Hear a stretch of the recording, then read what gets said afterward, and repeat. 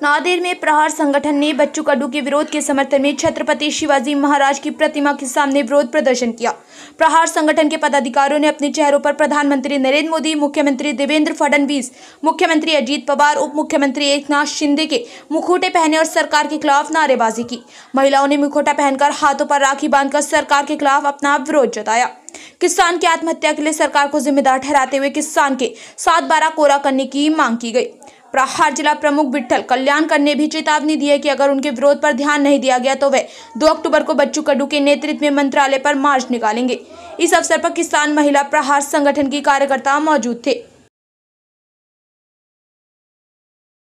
10 लाख शेतकऱ्यांच्या भगिनींचा कुंकू पुसणाऱ्या सरकारचा 10 लाख शेतकऱ्यांच्या मोदी सरकार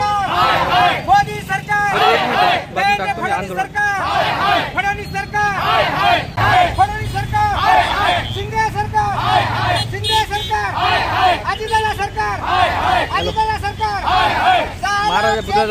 आत्महत्या करण्यास प्रवृत्त करण्यास हे आंदोलन या राज्यामध्ये ज्या काही 6 लाख शेतकऱ्यांनी आत्महत्या केलेल्या आहेत त्या आत्महत्यामुळे 6 लाख भगिनींचं कुंकू पुसलं गेलेलं आहे। मग ही राखी साजरी करून काय फायदा आहे?